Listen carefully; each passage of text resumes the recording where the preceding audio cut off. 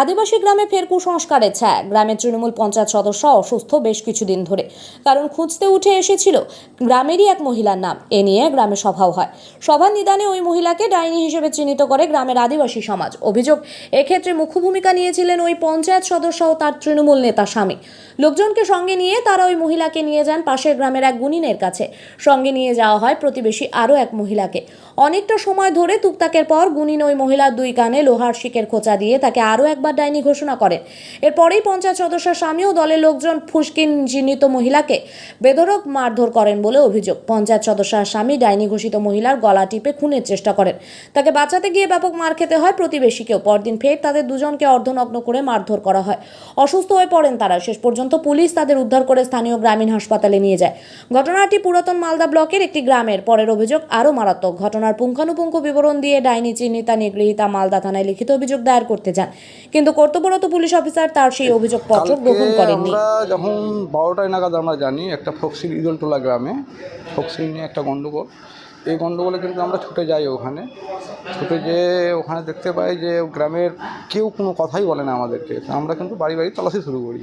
আমাদের সঙ্গে civic volunteer ছিল, আমাদের মেম্বার অনেকজনই ছিল। তাদেরকে নিয়ে আমরা এখন তল্লাশি চালাই।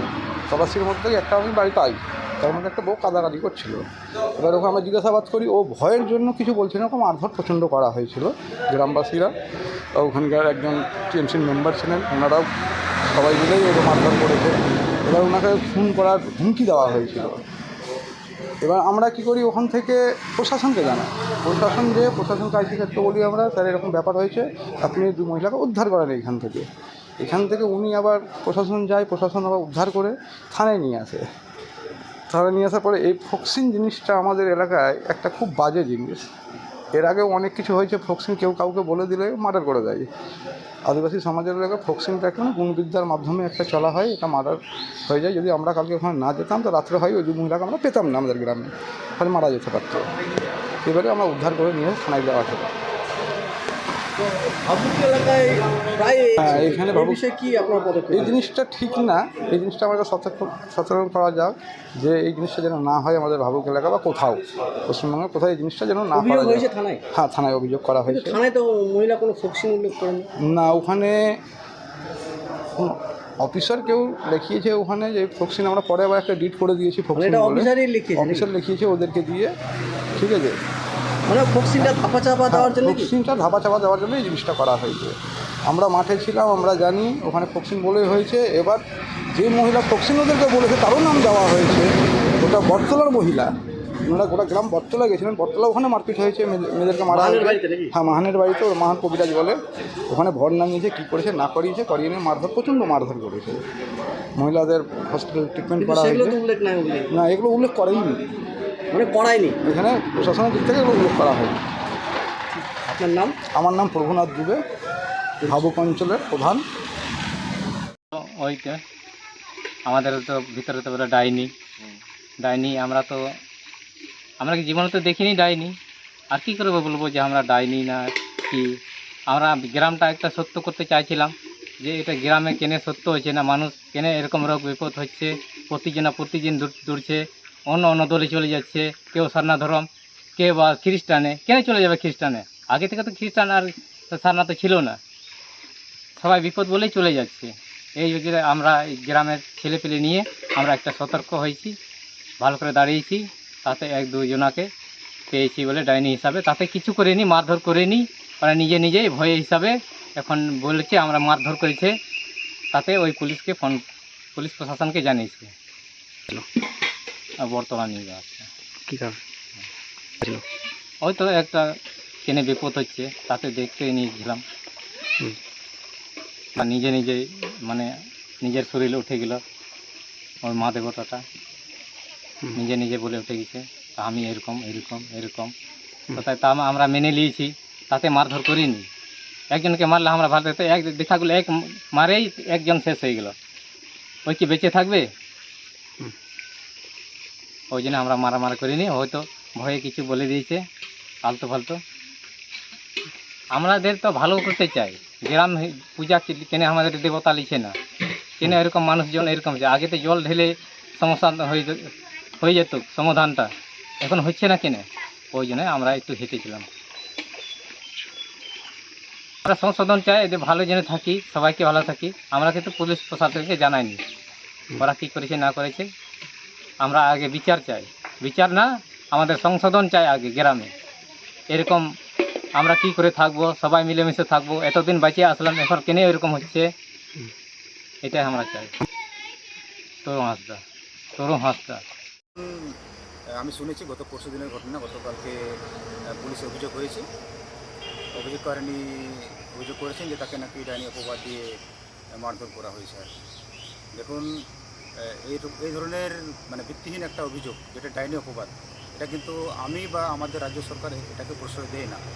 এই কুসংস্কারকে নির্মূলীকরণের জন্য রাজ্য সরকার বিভিন্ন রকম কর্মসূচির মাধ্যমে বিভিন্ন উদ্যোগ নিয়ে এটাকে কীভাবে নির্মূলীকরণ করা যায় খুব সুন্দরভাবে কিন্তু পাড়া গ্রামে বা এলাকায়, যেটাকে আমরা বিজ্ঞান সচেতনমূলক একটা প্রকল্প, সেই হিসাবে কিন্তু আমরা জোরদার প্রচার চালাচ্ছি। এবং কীভাবে এই কুসংস্কারকে নির্মূলীকরণ করা যায় তার দেখুন, এটা তদন্ত সাপেক্ষ পুলিশের তদন্ত, পুলিশ তদন্ত করছে। যদি এরকম কোনো ঘটনা ঘটে থাকে যে আমাদের দলের কেউ কাউকে মানে ডাইনি অপবাদ দিচ্ছে বা ডাইনি বলে মারধর করছে, এটা কিন্তু দল কিন্তু মেনে নেবে না। আমরা টিএমসি পার্টি, আমাদের সরকার, আমাদের গভর্নমেন্ট, বিরোধীরা বিরোধী করতেই পারে, তারা বিভিন্ন রকম অভিযোগ করতেই পারে, কিন্তু আমি আমাদের দলের পক্ষ থেকে বলছি যে এরকম কোনো রকম মানে কুসংস্কারকে আমরা প্রশ্রয় দিই না, এবং এর ইয়েতে আমাদের দল নেই। আর দেখুন, ওদের পাড়ার ব্যাপার, আমি বুঝতে পারছি যে ওখানে আমাদের মেম্বার আছেন, সে ঠিক আছে, কিন্তু পাড়ার ব্যাপার, এটা পাড়ার ব্যাপারটাকে একটা পার্টির ব্যাপার, আলাদা ব্যাপার। পার্টির সঙ্গে জড়িয়ে দেওয়াটা, গুলিয়ে দেওয়াটা কিন্তু একদম মানে একটা খারাপ লক্ষণ আর কি। পাড়াতে সবাই থাকে, সবাই চলতেই পারে। ওখানে আপনারা লক্ষ্য করবেন যে জিটি বা এফআইআর করা হয়েছে তাতে কিন্তু 18 জনের নাম আছে। ওখানে তো পুরো পাড়াটার নাম আছে। পাড়ার সঙ্গে তো আর পার্টির মানে জড়িত থাকতে পারে না। আর যদি পার্টির কেউ যদি জড়িত থাকে তাহলে আমরা কিন্তু সেটাকে মানে বরদাস্ত করবো না আর কি। আপনার নাম পরিচয়? আমি দিলীপ হেমব্রম, বাবুগঞ্জ তৃণমূল কংগ্রেস সভাপতি। যেটা জানা গেছে যে আমাদের এই ভাবুক গ্রাম পঞ্চায়েতের মন্দিলপুর যে সংসদ আছে, বুথ আছে, সেই বুথের ইদেলটোলা নামে একটা গ্রাম আছে, সেটা পুরোটাই আদিবাসী গ্রাম। সেইখানে গত পঞ্চায়েতের নির্বাচনে নির্বাচিত হয়েছেন তৃণমূলের গ্রাম পঞ্চায়েত সদস্য মাকলু হেমব্রম। তিনি বহুদিন থেকে অসুস্থ। এবার অসুস্থ হওয়ার পরে কী করে তার অসুখ সারানো যাবে, যেটা শুনলাম যে সে নাকি কোনো ইয়ের কাছে, গুণী কবিরাজের কাছে গেছে, সেটা বটতলা গ্রামের। সেখান থেকে বলা হয়েছে যে ফস্কিন ধরেছে, যে ঘটনাটা ঘটেছে কোনো অসুখ নয়, এটা ডাইনি কে আছে, ওই গ্রামেরই 2 জন মহিলা ডাইনি আছে। এবার সেই হিসেবে পরবর্তীতে তারা মাকলু হেমব্রম, তৃণমূলের যে গ্রাম পঞ্চায়েতের মেম্বার, এবং তার স্বামী দিলীপ হাঁসদা, এবং তাদের উদ্যোগে, তাদের নেতৃত্বে আরও কিছু গ্রামের লোককে সাথে নিয়ে যাদেরকে ডাইনি বলা হয়েছে, তাদের নাম হচ্ছে, একজনের নাম হচ্ছে মাকলু হেমব্রম, আর তাদের এক নাম গীতা মুর্মু, আর মিরু কিসকু, যে মহিলাকে বলা হচ্ছে ডাইনি। আর তাদেরকে নিয়ে প্রচণ্ড মারধর করে, যে তুমি বলো, তুমি এটা ইয়ে করছো, তুমি ক্ষতি করেছো, তোমার জন্য অসুখ হয়েছে। এবং পরবর্তীতে থানায় তারা যায়। এবং এটা অদ্ভুত বিষয়, এই সভ্যতার যুগে আজকে আমাদের দেশ, আমাদের সভ্যতা কত এগিয়েছে, সেই ক্ষেত্রে আজকে ডাইনি যে অপবাদ দেওয়া হচ্ছে। এবং সর্বোপরি বিষয় হচ্ছে, যিনি গ্রাম পঞ্চায়েত থেকে নির্বাচিত হয়েছেন, একজন নির্বাচিত প্রতিনিধি, আর তার এরকম ঘটনা হয়েছে, এবং সে এরকম ভাবছে যে ডাইনি অপবাদে কাউকে হ্যারাসমেন্ট করা হচ্ছে, তাকে প্রাণী মারার জন্য ষড়যন্ত্র চক্রান্ত করা হয়েছে। এটা মানে অদ্ভুত ব্যাপার। তৃণমূলের গ্রাম পঞ্চায়েত মেম্বার সে, তার স্বামী দিলীপ হাঁসদা, তো তৃণমূলের নেতৃত্ব কিছু দেখতে পারে না, তারা কিছু জানে না, তারা কোনো খোঁজ রাখে না, এটা কীভাবে সম্ভব হয়? পরবর্তীতে ওখানকার পঞ্চায়েত সমিতির মেম্বার খ্রিস্টু বেসরা এবং ভাবুক গ্রাম পঞ্চায়েতের প্রধান, তারা যখন জানতে পারে, থানায় যায়, তার গীতা মুর্মু এবং মিরু কিস্কুকে সাথে নিয়ে, সেখানে পুলিশ তার ডায়েরি নিতে অস্বীকার করে। তাজ্জব ব্যাপার এটা একটা। এবং যেটা আমি শুনেছি, প্রথমে পুলিশ একটা ডায়েরি নিয়েছিল, বলেছিল মারপিট হয়েছে। তো মারপিট হয়ে এটা পুলিশ যদি কাউকে ইনসিস্ট করতে পারে, প্রকৃত ঘটনায় যেটা ঘটেছে তার ডায়েরি না নিয়ে, এটা প্রচণ্ড লজ্জাস্কর বিষয় আমাদের এলাকার। হ্যাঁ, এর আমি একদম পুরো প্রতিবাদ করছি। উপযুক্ত যাতে ব্যবস্থা নেওয়া হয় এই গ্রাম পঞ্চায়েত মেম্বারের বিরুদ্ধে। একজন মানুষ অসুস্থ হতে পারে, তার জন্য ডাক্তার আছে, এই বিজ্ঞানের যুগ, একশো বড় এক ডাক্তার আছে, তার কাছে যেতে হবে, চিকিৎসা হবে, চিকিৎসার মাধ্যমে তিনি সুস্থ হবেন। আর সেটা না করে সেই পথে না যেয়ে গ্রাম পঞ্চায়েতের মেম্বার মানুষকে ভালো সাজেশন দিবে, মানুষকে ভালো পরিচয় দিতে বলবে, আর সেটা না করে ভুল পথে মানুষকে পরিচালনা করছেন, এটা লজ্জাস্কর বিষয়। এবং তৃণমূলকে আমি এটা ইয়ে করি, মানে খুব লজ্জার ব্যাপার এটা তৃণমূলের কাছেও। জানি না তৃণমূল নেতৃত্ব সেটা কীভাবে নিচ্ছে। হ্যাঁ, তৃণমূলের পক্ষে তো এটা সম্ভব, তৃণমূল তো এটা করছে সব জায়গায়।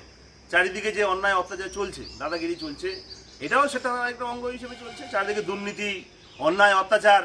আজকে নিরীহ মহিলা, আদিবাসী মহিলা, দুজন মহিলাকে ডাইনি অপবাদ দিয়ে তাকে যে বেধড়ক মারধর করা হয়েছে, এটা প্রচণ্ড অন্যায়। এর ঘোর বিরোধিতা আমি করছি এবং এর যে অন্যায় হয়েছে, অন্যায়ের প্রতিরোধ গড়ে তুলতে হবে এবং পুলিশ যাতে তার ব্যবস্থা নেয় তার দাবি আমি করছি।